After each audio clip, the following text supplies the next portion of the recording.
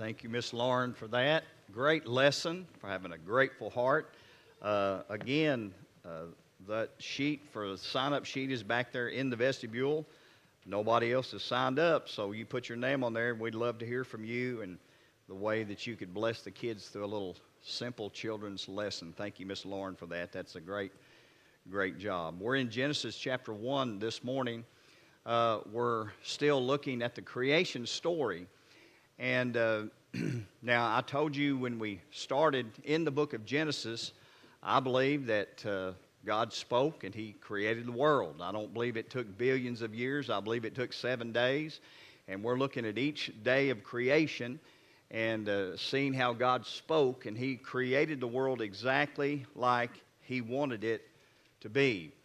But when you read the Bible, yes, that's history, and this really happened, but it's also applicable to us today, because when we look at the creation story, I want you to remember how that the creation story is also a great reminder to us of how the Creator works in our lives today too.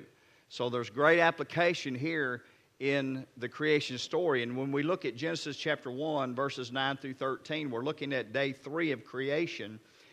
And this is what God reminds us of in day 3. In the beginning, God makes His creation, and it begins to flourish now. And that's such good news for me and you, because God does make our life flourish. Only God.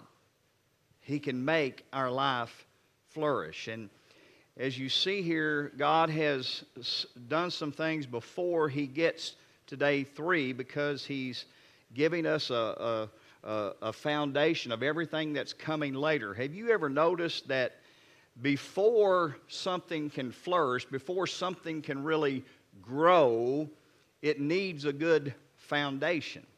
Okay, think about this. There's a lot of builders in our congregation here, and if I go to each of these builders, they'll tell me, listen, I can't construct a house without a good foundation. It has to have a good foundation. There's a lot of farmers in this congregation, and a farmer will tell you, you can't expect a harvest without first preparing the ground. I love to get good corn from Eddie and Betty Chumley. But man, I tell you what, they put in a lot of work preparing that ground to get that corn, and I'm looking forward for some of that, by the way.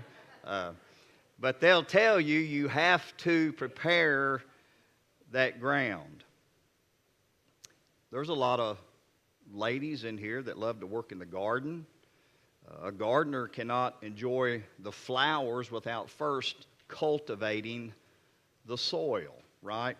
So the point is, God's showing us here in day 3 that growth requires preparation, okay? Growth requires preparation. And that's exactly what we're going to see here in day 3 of creation. Now remember, in the first 2 days, what did God do? He brought light into the darkness, okay? And then He brought order into the heavens. Now, we see in day 3, He's going to prepare the earth itself. And we're going to read these scriptures in a minute. We're going to see the waters are gathered, dry land appears, and then we're going to see where vegetation springs forth.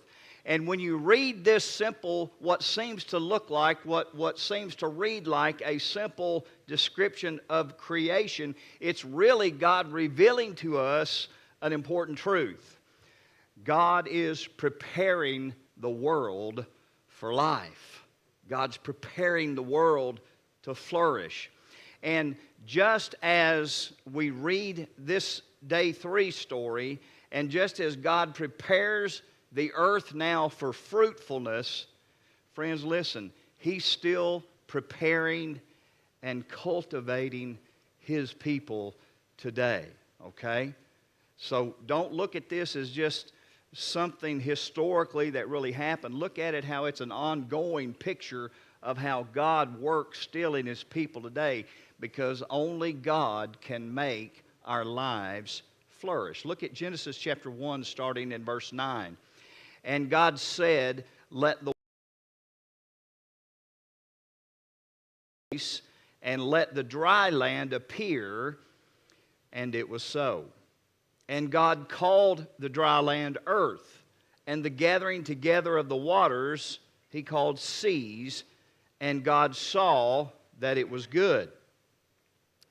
And God said, let the earth bring forth grass, the herb yielding seed, and the fruit tree yielding fruit after his kind, whose seed is in itself upon the earth, and it was so.